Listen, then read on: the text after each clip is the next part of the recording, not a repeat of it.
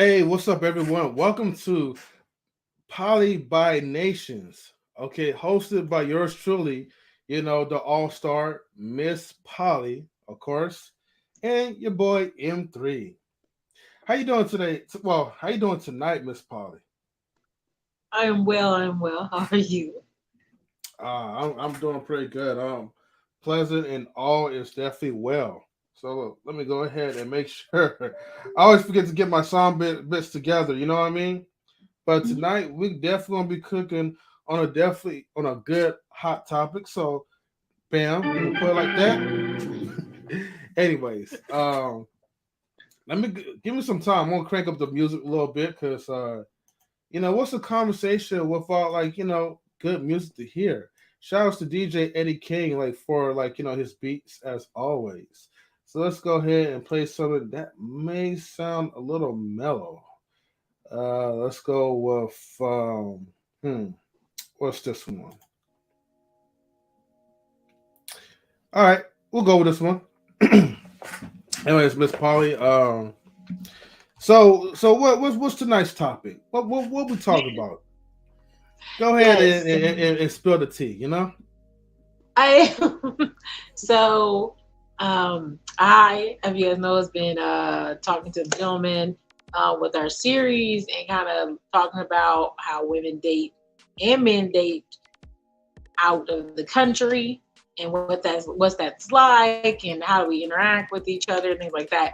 But on this journey, I have been asked a question, and I thought it was a great way to um, really start, our evening off because it does make me think. So in all of this international dating, I have noticed some things, especially in the Middle East. Not always in the Middle East, but mostly in the Middle East, is that um, you know these gentlemen usually are used to a lot of traditional women, things like that, and even though a lot of people don't maybe believe in poly or they don't want to do that structure, they do have polygamy over there, and I started to see a big surge in a lot of men being okay with polyandry. I've had people ask me questions, even been asked out, not by this gentleman but other people also. I thought that was interesting, and then you keep hearing everyone bring up the topic of femininity and this, the feminine movement and how that is interacting with just our culture, with passport bros. I've got people say, they're transitioning out because of that. And then on the other side, people can say, oh, everyone's been dating outside for a long time. But in this specific area, I think that it is a topic to talk about because in this area, I think that the feminine movement worldwide has changed some of these countries that are very, very traditional. And the lady asked me, or actually the man asked me, he said, why do I think that men are starting to move towards polyandry in some of these countries? And I was like, let's just dive deep, and I was kind of analyzing it. And I said, the feminine movement, there's a lot more women who are waiting to date older. They already don't date like that in Middle East anyway. It's very controlled kind of dating situations that take place. But a lot of men are moving towards dating polyandry because there's not women available. Not that they don't want them, not that they don't think they're beautiful, or not that they don't think that they're good women out there. It's really because there's no women available. If they're not in polygamy, a lot of women are waiting because they have the opportunity to go to school.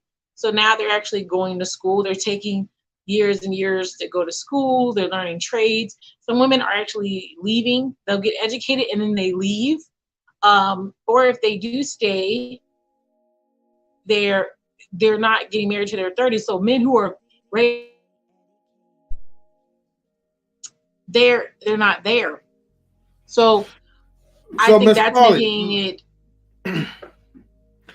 let me ask you a question if you don't mind that I stop you real quick. And my bad for doing so. Um, I want to just kind of catch up because I know I know you have a good pace and I know you're very passionate about of course the Middle Eastern culture. I just want to make sure that I'm having clear understanding. Yes. So So you're telling me, okay, Mm. in the Middle East, because we're gonna do a comparison. You know, in America, there's more women to men. But are you saying, right, that there Yes. are more men versus women in the Middle East? Uh, I think the numbers show there's more women. There's still okay, so there's still more women in the Middle East than men, right? Okay. Yes. So then, all right, but you're saying that men are going for the poly life, right? With women who are into poly, because there's not a lot of women like available options for these type of men. Okay. Right. So over there, polygamy is strong, which is a man with Mm-hmm. multiple wives. They have you Okay. have the option. Not everyone practices, but you have the option. But now that there are, I mean, it's not like a giant proportion, but there's still more women than men. Women who are even available, who are actually there, are not available because they're either going to school and things like that. So they don't want to get married. Women don't mingle with men the same way we mingle with men here. So when men find a woman, it's usually because they want to marry them or they have interest in something long term. I'm not saying everyone, but that usually is the intent.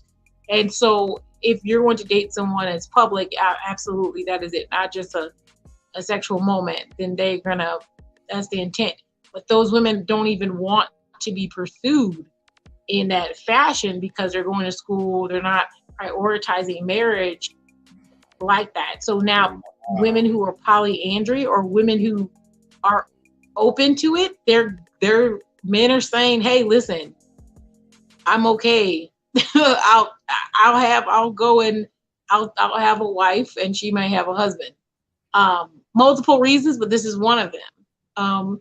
Some men say they think women need more attention than themselves, and they feel like it's okay for a woman to have more than one man. So it's starting to change.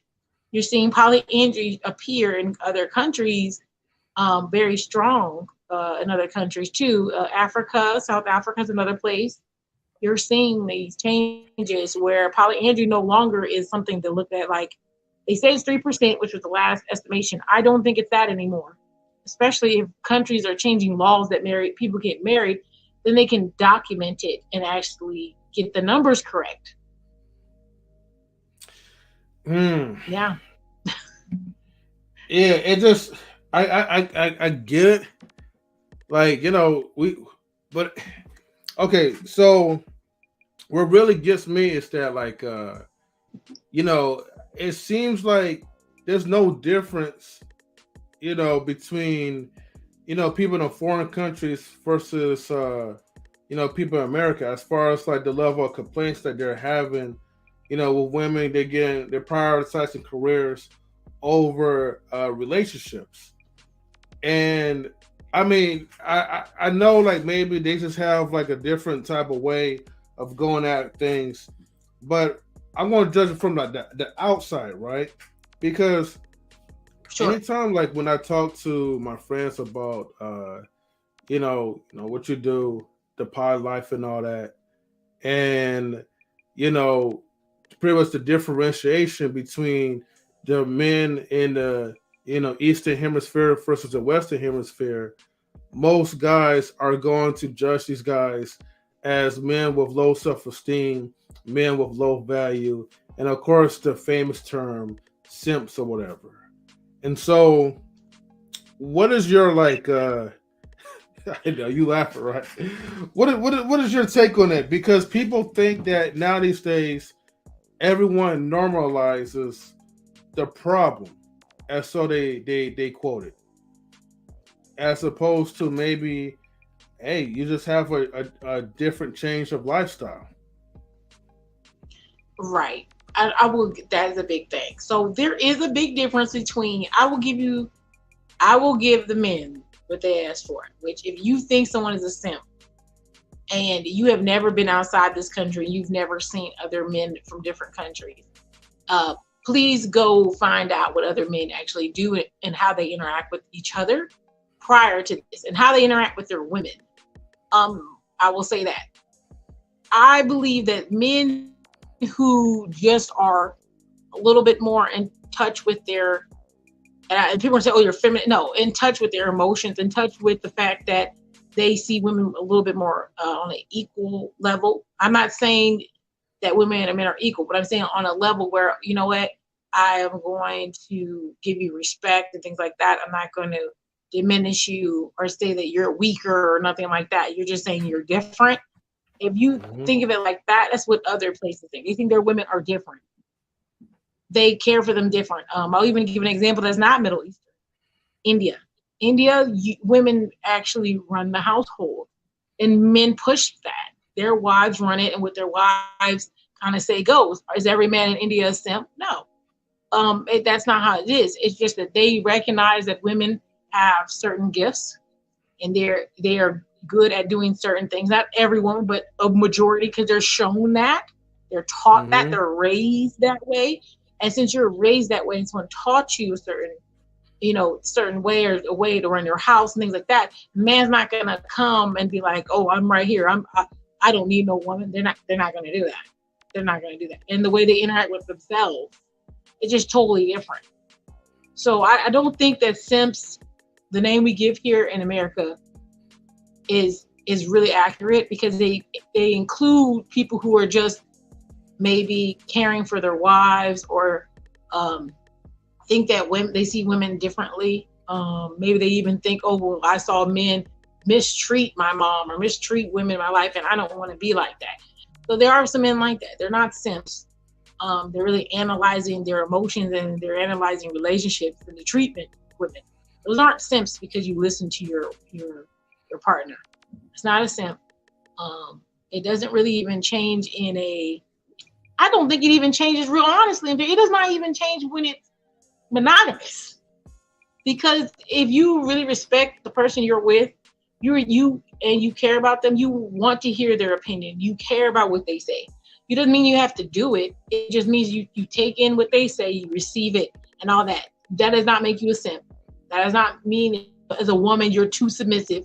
It means you actually care and love that person. If you love them, you would be really, you're loving them and what they are as a whole, not pieces of them, or not what they can do for you. You love them as a whole.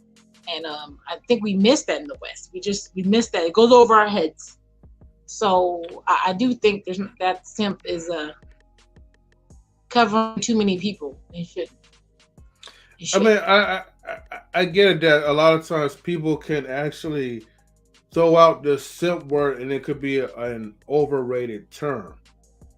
Oh, if you're married, you're a simp. If you buy your wife, like I said, hence your wife, okay, or your you're a simp. Right. That's women could be simps too, but they mostly focus and target on men mostly because they feel like anything that's deemed as macho, you have to pretty much treat women as if they're like your slave, they're your property, they're your tool. It's like if you show them some type of level of respect that may seem that's above you. Have I met a simp? Yes, I have met I met plenty of simps before, but I met real simps. I met simps usually. Yeah, here's the thing, right? Simps are not the nice guys that people will think that they are. Simps are usually the ones, right, was rude, mean, nasty. But the only person that they'll be nice to is the one that they can't really attain. And they'll go out their way. They'll fix their car. Even if they don't know how to fix a car, they will YouTube it up so they can spend as much time with this person in the hopes in one day being in a relationship or having some type of intimacy with that person. But here's the thing. Women are pretty smart. They could differentiate a simp and someone, I ain't like to throw the term alpha, but if you wanted to throw the term alpha, we could, right? Just someone who pretty much is not going to paralyze her, put her on a pedestal. So I treat people like they're normal people. Just because you have whatever between legs doesn't mean I'm going to simp for something that I cannot attain. You know, that is the true definition of a simp. Now, as far as going back to um, the men in the Middle East, I think probably the reason why people will use the term simp for some of those guys is only because, like, when you say that, well, because these guys don't really have the options, then they'll switch over to the poly life, which then it makes me ask you this question. Well, what if attaining women was easy for these guys? Would they consider poly life? Or are they just considering poly life because they feel like they need to settle? If you, Right. because if you think about it, if a man feels like he can't really get women naturally, but there's maybe a woman that has multiple guys in her roster or multiple guys that she is committed in those type of relationships, then he feels like, well, I need to be a part of it because at least I will have some type of close intimacy as opposed to just trying to find someone who's truly single. So that's my question: is do you think that that it could also be a form of settling? I don't, and this is why. The men that I have spoken to, which I do have some conversations just through some of my messenger and using kind of the platform that you talk about poly and groups.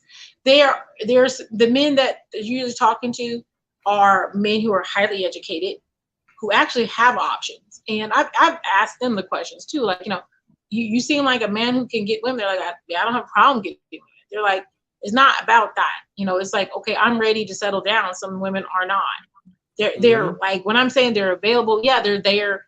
Like you said, and I have to give somebody this, with birth control and things like that, having access to those things, which I don't even think they do that there. So if you get pregnant, you just in trouble because you ain't even supposed to be having sex without being married.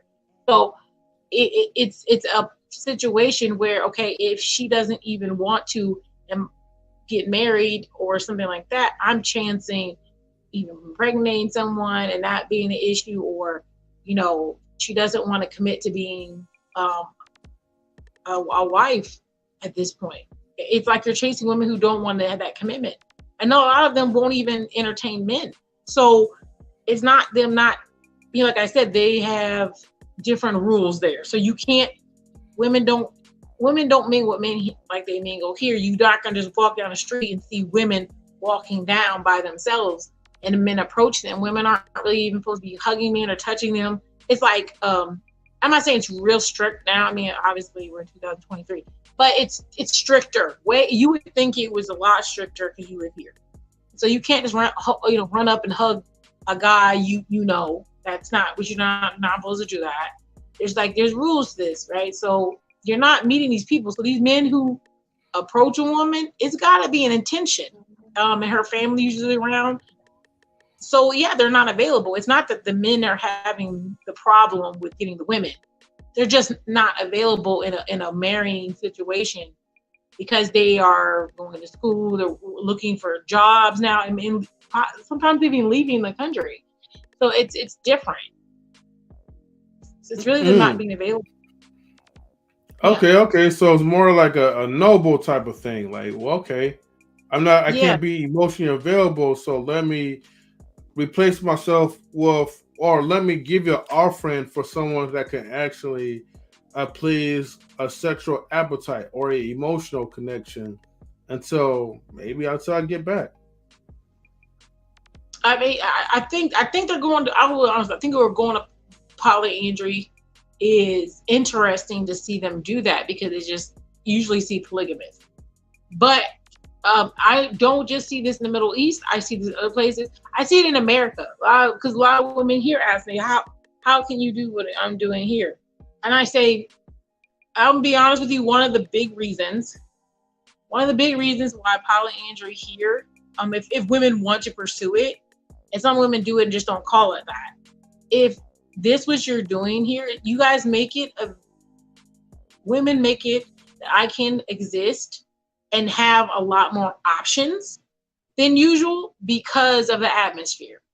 There are a lot of women who are at this point just want not to be told by a man this and that in America.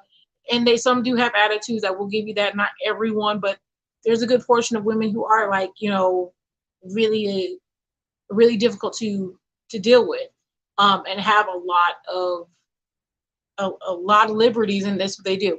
I'm not saying that as a lot of women, it affects the women who aren't like that too, because then every man they come in contact with automatically thinks they're in this state of distress, or they have an attitude and they don't, or they assume that we don't exist. But it makes it that I have more options and that I can date men outside of the norm that would normally say no and hold to it.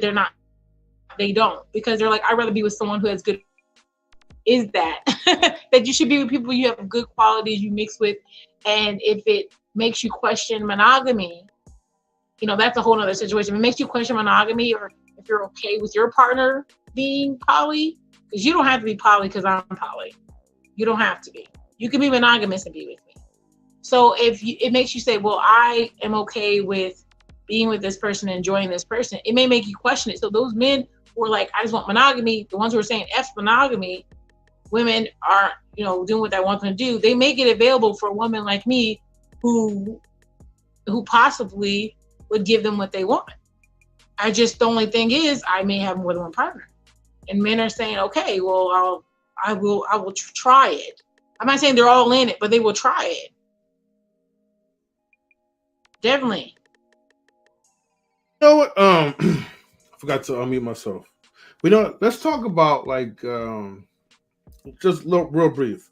What about the men who are in monogamous relationships, but they meet you, they know that you're a cool person or whatever, and so maybe they want to at least be a part of the poly thing. They're monogamous themselves, what I mean, as far as branch out to not branch out to other relationships, but they just want to have a piece of exclusivity with you.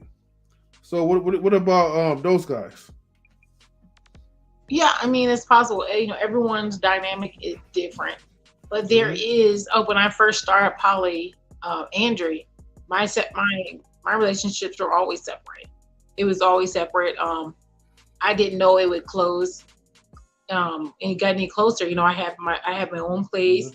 I took care of all my bills, did all my stuff myself. I keep my finances separate on purpose, to some degree. And it's basically because I could have one relationship, you have your boyfriend, you have your time zone, they come over, and then you have someone else who does the same thing. You can manage that. So it's not a problem. I've had many men say, okay, it's okay. As long as you have time for me, you can make time for me. And once they get to the point where they realize that, I do have the time, and I can give them what they would like, or whatever, whatever we find out that we need, that we match, it works out. It really works out. Okay. Yeah, I've told people sometimes, which is, I can make it that you don't know. That's how I kind of start. I can make it so you don't know. But I told you so you know. That makes sense. I don't like that way, but I can. Yeah. If that makes sense. Okay. I can make it so you don't know, but I don't like that way. I think because poly is more open. Yeah. But okay, I get you. Yeah. What was I had another question I was going to ask, and it has something to. Okay, so this was more like a hypothetical question, and I know it involves let's say if you had the spending time part. So let's say hypothetically you have 5 guys, okay, that you are in a committed relationship with, and within those 5 guys, how will you be able to manage your time to spend time with them?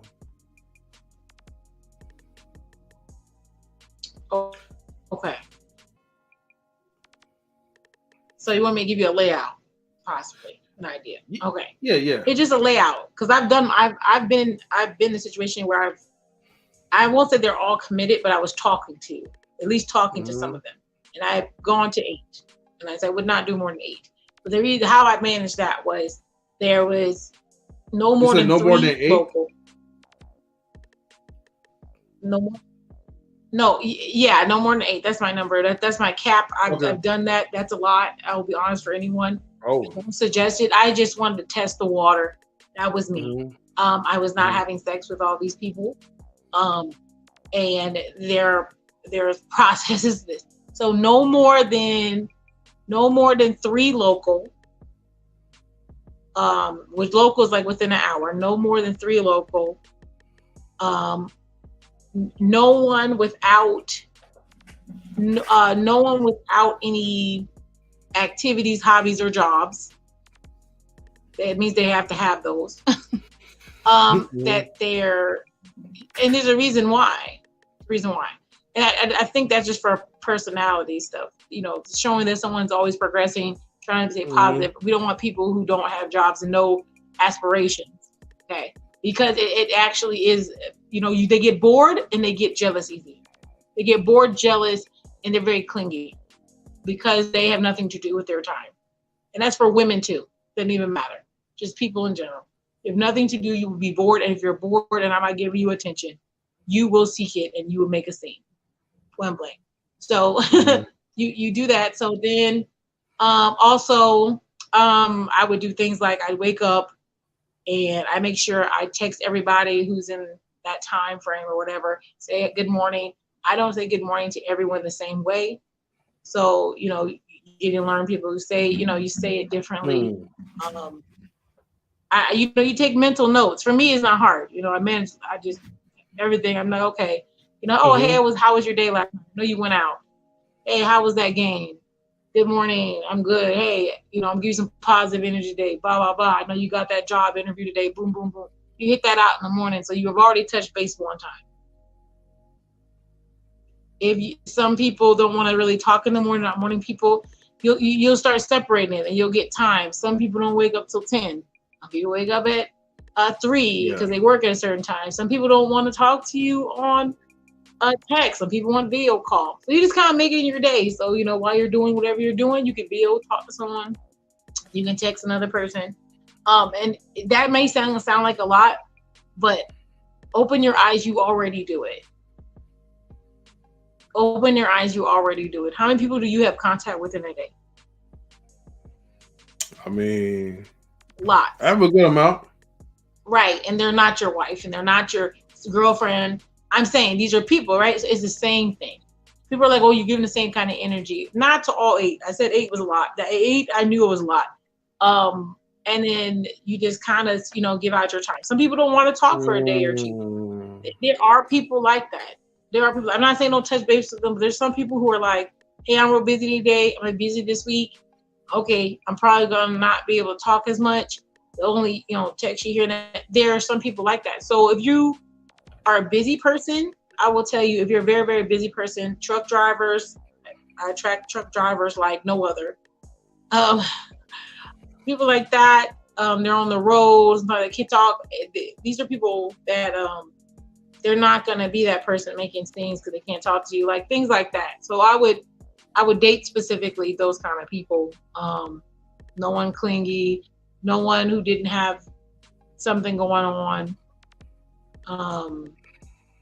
But we still have communication. So that's what I kind of would start off. I would say to start off to do. I don't want to give all my secrets away, but yeah, that's the basis. Yeah, I kind of do that. When it comes to intimacy stuff, like I said, I wouldn't have contact. I've dated out of state. I've dated someone in Florida once. I used to live there, but when I didn't live there, he was a sheriff, and he was in South Florida. And I just visit him I plan like once every 3 months to go visit. Things like that. I don't have to have sexual contact with them all the time. Not even necessarily a regular basis. I'm just be honest. It kind of Okay. makes people who are busy feel comfortable. It depends. Like I said, it depends on you. So yeah, you can do it if you want to. All right. It If makes you want to manage it. yeah. No, it makes sense. I enjoyed that analogy that you kind of put because I mean it's like for people who lives like in a busy life or probably have an abundance of certain relationships, it's like men who have their rotation, except that maybe they're not fully committed to that one person. So kind of like imagine of a person who does have access to multiple women. Okay. That will kind of be like the same thing, along with talking to your friends or talking to your family members. You know, at least in the average throughout the day, you might have like at least like three or five people calling. Maybe. You know what I mean? Or talking to.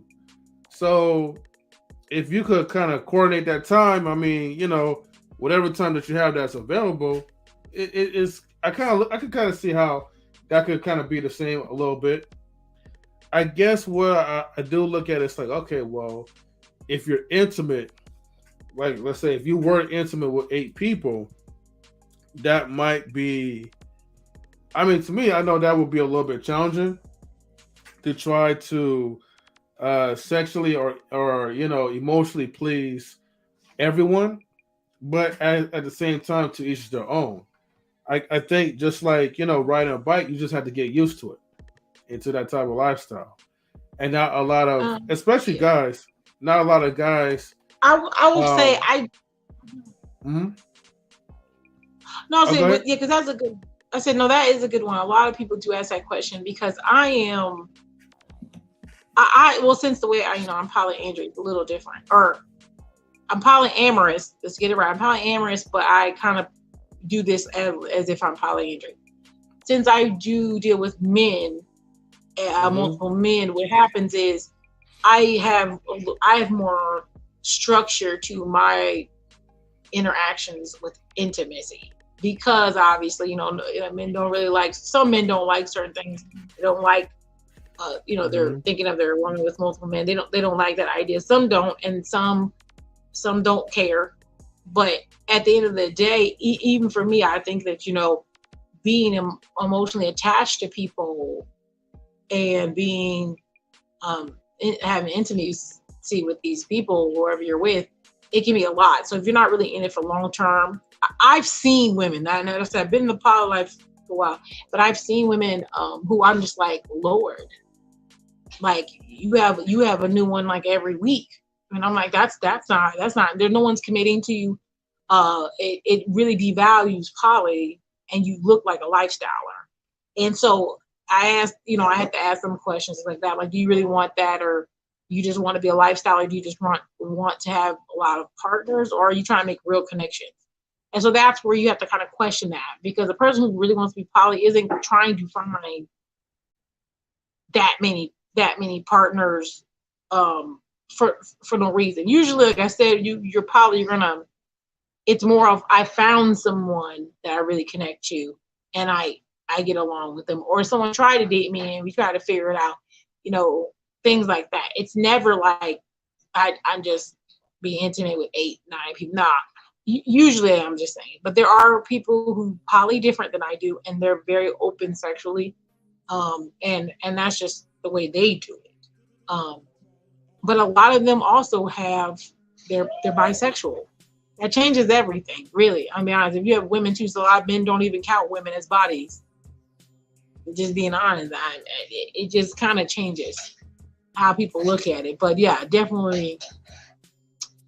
And that was just me dating. Like I said, I was just dating. I was talking to, like, I can tell you what I was talking to, like 3 guys. I had like 2 I was vetting, and 3 I was trying to get to know, and then I had three actual committed partners. That's where I was with the 8. I forgot I was muted. Well, let me ask you this question. So Can you explain to us like how do you start your vetting process? Do you search for men online, or you know, do you just so happen to like you walk into somewhere like a random store or whatever, and maybe the first person who may holler at you, and if you find them attractive, do you try to kind of like bring them to your roster? How does that go?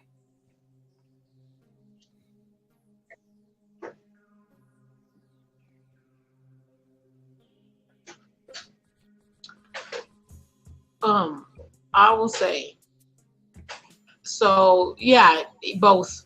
Sometimes I'll get in the moment I want to date, and then sometimes I'll also will have people I just meet. I meet them through whatever means, platforms or whatever, um, and whoever comes. So once that happens, if someone seems more serious, since a lot of monogamous men talk to me, they have to. Yeah, I need time. I can't just say yes or no.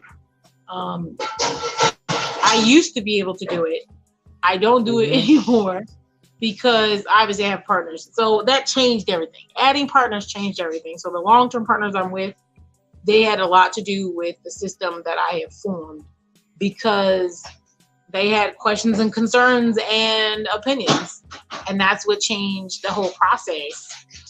Being like, okay, I could go out and meet, two or three people. I'm like, okay, let me see who I want to talk to. Now it's like, okay, if I talk to someone and I'm serious, I get to know them a while, let them get to know me.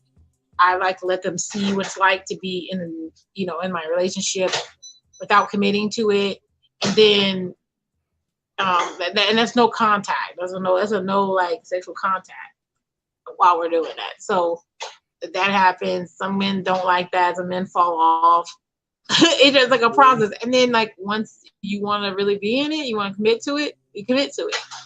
That's basically the long and the short of the long of it. But Yeah. yeah, the men I'm with now, they really have made me have structure. I had one incident where I went too fast, and then I told them that I would make a temporary process of where like I didn't have contact with like any sexual contact for like a certain amount of weeks. So then they would know that when I'm dating someone, they can be like, oh well, she's only been dating him like 3 weeks. Like I'm not worried about sexual interaction.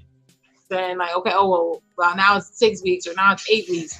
Now I'm like, you like him? Like they started getting. Then it doesn't cause. Basically, that rule made it so that it doesn't cause panic. Everyone doesn't freak out because they know, okay, well, she's not going to do anything crazy until we get to this point, or that's too much for me. You're going too fast. It's like a process so that these time frames make everyone feel more comfortable with the fact that I'm talking to this person, this person, this person. It's like, okay, why don't she just talking to him? There's not going to be any other stuff until a certain point. So that changed it. Can you turn off that water? So it's like it really did change the process for me. You turn off the water. Thank you. So it did change it. Sorry, I don't know. I'm live, sir. People around here. I hear you. Okay. Let's go back to the Middle Eastern guys, right? Yeah. So okay, let me ask you this. So how's everything going? Like you don't have to give like personal detail about the Middle Eastern guy that you're talking to, but just to kind of like catch up, how's like certain things that's going on for like that person's life. Anything new happening or what?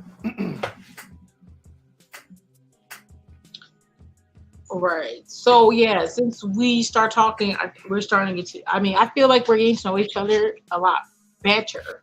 I guess unfortunately he had a death in the family. His mother passed. So when his mother passed, but it was. It's been a couple weeks of like just really not talking that much or just asking how he was. I didn't put a lot of pressure on him, but he was able to, have more conversations with me of late. and those are good, you know. Losing a parent, that especially a close parent, because they're very close families over there, it can be a lot, you know. So I might need to definitely start gave going. him those space. Yeah, but he reached out to me, so that meant he was ready. So I'm happy. He's really ready. He wanted to have a conversation with me, and so that's good. So I'm glad that he still wants to talk. But he did tell me only one little thing I was maybe nervous is that he did tell me that so he's coming here through a school to do electrical engineering.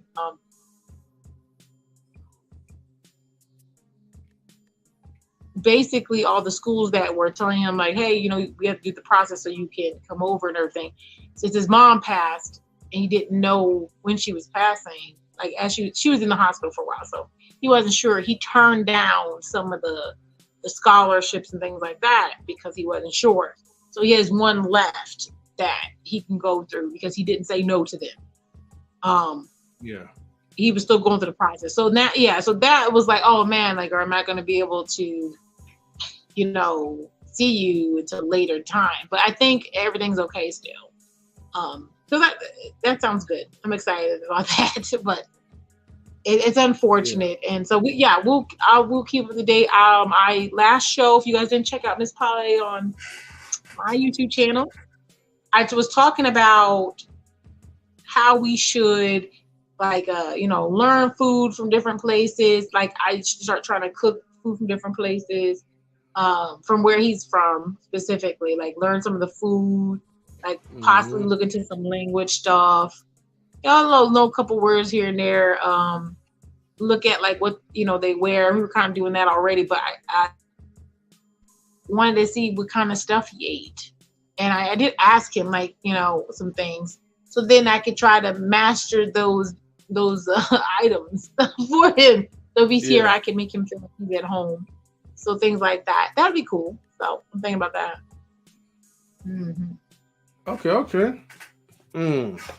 I mean, does he, you know, cook pretty well? Like, you know, I mean, I'm you know, of course you don't know, like, you know, what his food would taste like, but have you guys had those type of conversations where he tells you like some of his recipes and share it to you?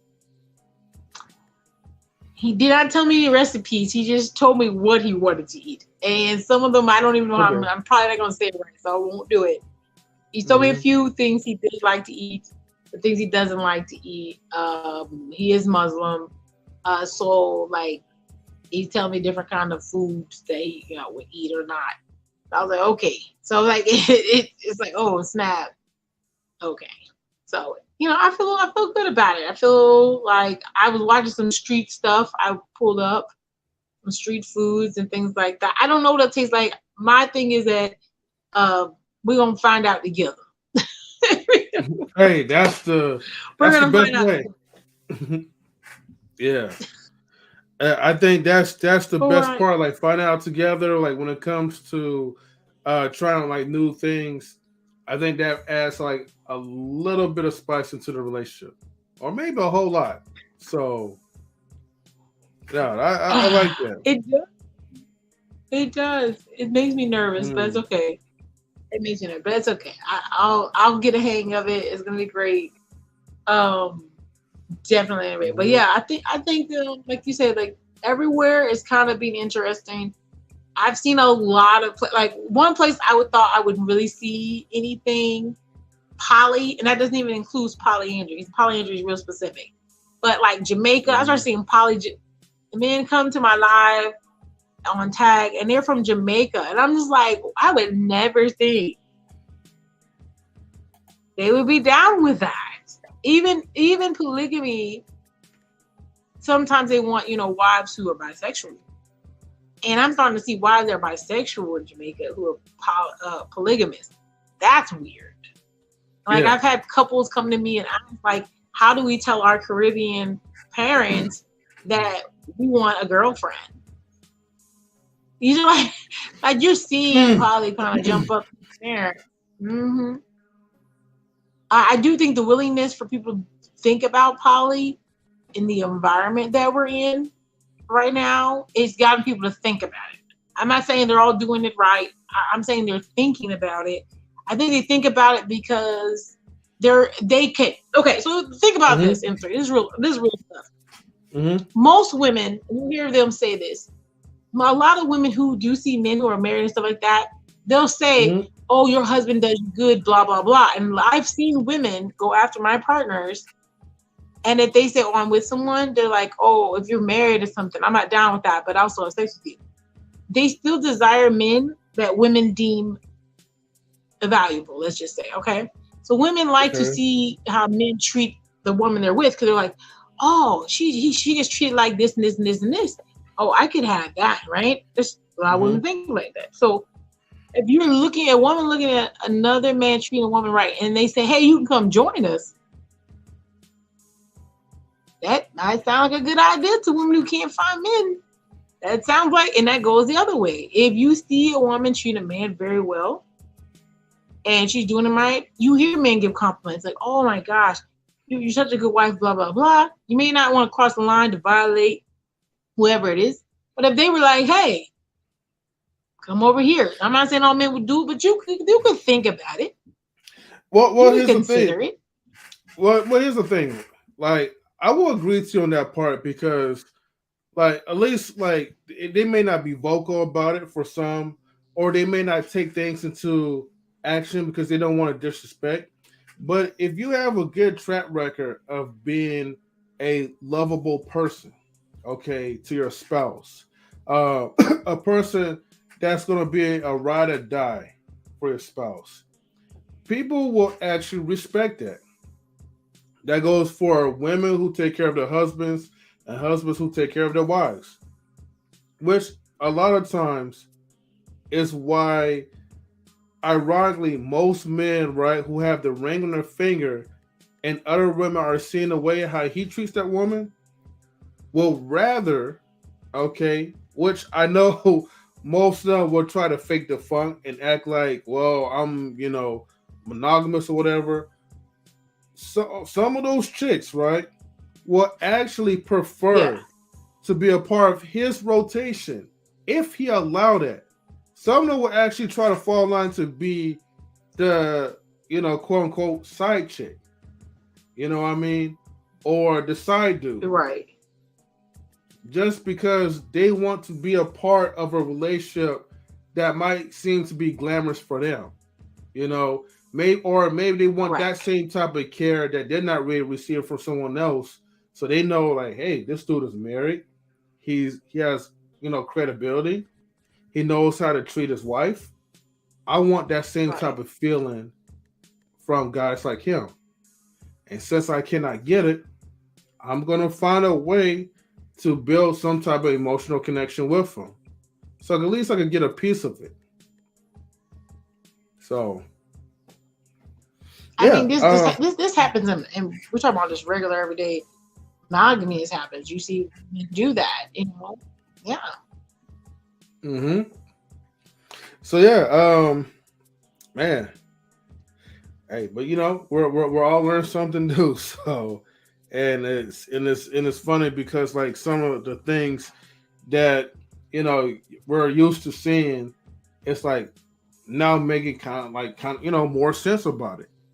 Why people will actually have some type of level of respect for people who have that credibility, who have that experience in dealing with multiple relationships, as opposed to a man who has, or a woman who really has not been in a intimate relationship with someone. Because here's the thing, and I think this is where most men, they probably get confused into wondering why, man, you hold your virginity, or you're a person who doesn't really get women, or have like a track record of having those type of relationships, and you wonder why that no other woman have a desire for you. I just think people have a desire of a person who has experience and could back themselves up. So, I mean, that's true. It's just, that's why I say I think people think I hear a lot of people say, "Oh, I could never be poly," or things like that, and I've told them, I said, a lot of you have already, a lot of people have already done it. We want to say that a lot of people say, "Well, I'm not a cheater, I'm not a cheater." A lot of people, even the fact that maybe it's not even sexual. If a woman is reaching out to a man and having conversations and know they didn't give their body away, you violated the structure of monogamy. Monogamy didn't say it had to be sexual. It's you violating the interactions that you and your partner have discussed. If your partner and you decide that having phone conversations are not something you should be doing with the opposite sex, about certain topics or about things like that, and you're doing that, you're violating it. And that basically is you cheating. Because you're violating the structure that you guys have made up. Or, don't do what you don't want to be done to me, or blah, blah, blah. And then someone does that, you're violating. So you want to say you're not, women get mad and they say, "Oh, F you," and then they run down the street and have this whole conversation or hang out with a man all night. No, you didn't have sex with him, but you smoked weed and you was over there flirting with them. You violated that structure because you know that upset them, or to make people jealous. So it's just, the thought that people are engaging in these activities and then want to say, "Oh, poly so bad," it baffles me, because in the same mind, there's women who get mad, and men do the same thing. Don't get me wrong, men do it too. They'll get mad, and a lot of men seek out women's presence when they're upset. A lot of men, you see them, they'll go to bars, they'll go to strip clubs. They'll go, when they get upset, they'll go to other women. They'll run to other women they know that may be available or will allow them to come by, and it's because they're still they're still trying to get back at you, or to feel better about the situation, do something harmful. That's what it really is, harmful, to try to get back at them. And that's the thing, like, that is not right. And even if you were poly, that's still not right. So those are still violating things. So even in monogamy, there's cheating in poly. But when you're constantly doing that and you throw your nose up at poly, I find that funny. Because what if you had an argument with your boyfriend at your house or whatever, and you needed someone to talk to? You could go to your other partner and have a conversation. You could possibly do that. And it'd be in a healthy way, have a conversation with someone. And even if you're doing a little flirting or it turns into something else, it's still another committed relationship, and you're not really violating anything with your other partner. Or even if you go over there just for comfort, you just want to hug, you just want to cuddle because you got your feelings hurt. There you go. There's no hurt with that. But people they'll throw their nose up at that, but you do it anyway. So why do it in a hurtful way instead of a positive way that controls you? And I will tell you another thing real quick, because I thought of something. This example throws me mad. So, some girls are like, let's say your dude made you mad. Okay, that's for example.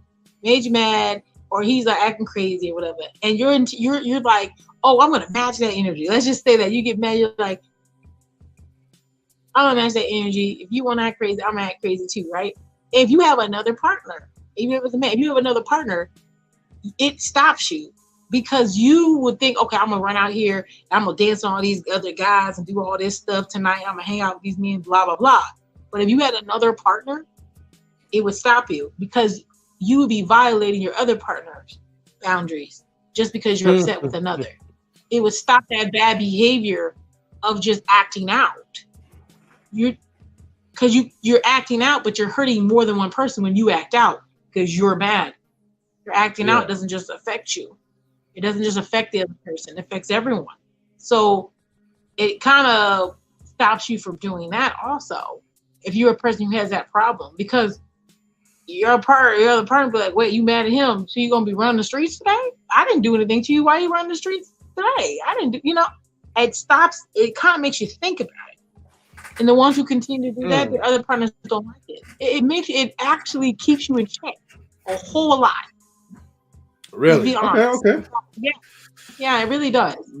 Let me ask you this final question, okay? About a whole bunch of stuff. Yeah. Yes. Okay, so my last question is, if you were to have, right, X amount of partners, let's say for you the max is eight guys. and you had a bad falling out with one of your partners. Here's the thing, right? If you were in a monogamous relationship with just one person, okay, and you had a bad falling out, like the way how you described, you will probably be out there trying to talk to your homegirls. You'll probably be out there trying to talk to other men just to kind of get your frustrations out, just to try to get some type of emotions met, okay? As opposed to now you have other partners that you could kind of talk to really get that stress out of the system and still remain in a healthy polyamorous type of way. You know what I mean? Because these are still your men that you're talking to. But let's say, for instance, because you do have a lot of men to talk to, and let's say you and that one of your partners, one or two of your partners have a falling out, does having multiple partners, and here's the thing, you may not think about this, but have multiple partners kind of like desensitize a sense of attachment. Meaning that, well, let's say if he decides he want to leave, he can just leave because I got like now I have 7 partners, or I have 6 partners left, and I could easily replace those guys with another partner to the max of 8. What? The number's so high. Yes, no. I will say, I definitely would say that it could. I won't say it would never. I say it could desensitize someone because then they're not attaching right. And I have men who I've had men try to end a relationship and not attach to me properly because of that, and they'll come in half-assed, and I'll say, this is like a real relationship. Like, I need all of you. And but what about you? Can you get detached? All of yourself, then it doesn't work. For myself, I attach. I definitely attach. I believe you can't replace people. I can't replace people. You're irreplaceable. I feel like people are irreplaceable. To be real honest, it sounds really cheap, but I really feel that way. Okay. I can't replace anyone. Yes, I can get a new guy. He's never going to be you. He's never going to touch my face the way you touch it. He's never going to talk to me the way you talk to me. He's never going to hold my hand the way you talk to me. Hold my hand. He's never going to be you. There's no way. He could be similar. He's never going to be you. Our connection will never be anyone else's connection but ours. No matter how many times I try to go to the same restaurant, the same movie, we're not even going to laugh at the same exact thing. It's never going to happen. So I think it's because my mind is like that. It doesn't. I can't.